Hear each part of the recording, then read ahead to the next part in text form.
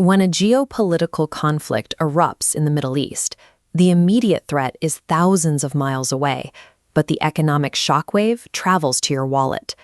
We have recent memories of isolated economic crises. The 2008 crash stalled global economic growth.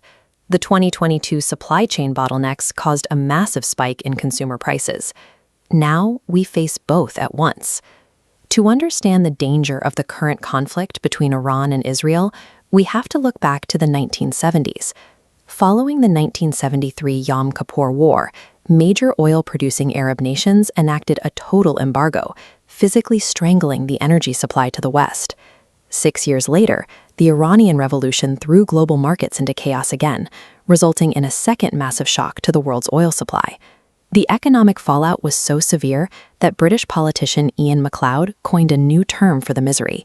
He called it stagflation. This happens when inflation pushes prices rapidly upward at the exact same time that economic growth stalls out and shrinks.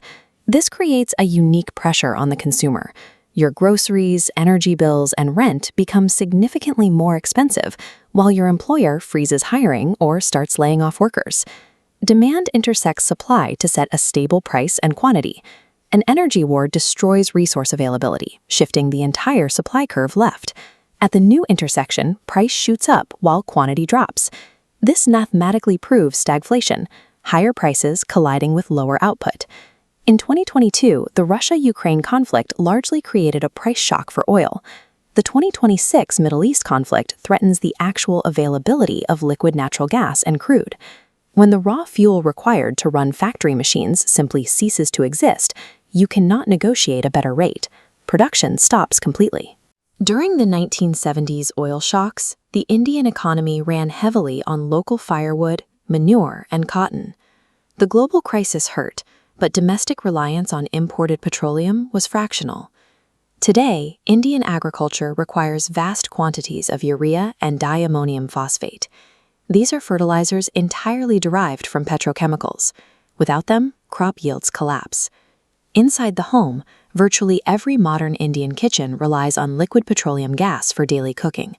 A supply freeze immediately threatens a household's ability to prepare food. Even everyday domestic manufacturing operations rely heavily on the continuous output of these massive refineries. Synthetic polymers are required to produce plumbing pipes, commercial packaging, and the polyester fabrics in modern clothing. In many businesses, losing 10% of your energy doesn't result in a 10% reduction in work. If a furnace cannot reach its critical temperature, the entire production line halts. This is a non-linear outcome, where a minor supply shortage triggers a total industrial shutdown. Small businesses struggle to recover from these sudden closures. The machines turn off, the immediate layoffs begin, and the local economy sheds jobs that take years to rebuild. In a standard recession, a central bank knows exactly what to do. They lower interest rates to make borrowing cheaper, encouraging businesses to spend money and hire workers.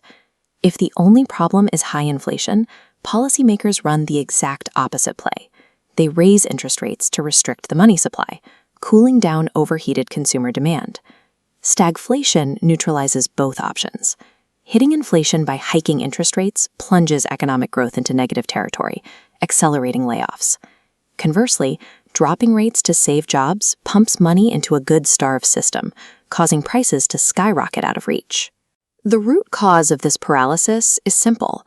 Monetary and fiscal policies are designed exclusively to manage consumer demand. They cannot fix a broken supply chain. Governments cannot print crude oil. The only actual cure for this macroeconomic crisis is physical, restoring the flow of energy out of the Middle East. Until the regional conflict ends, the Indian economy remains paralyzed. Traditional policy tools are useless, leaving the individual to navigate rising costs and falling wages without a state safety net.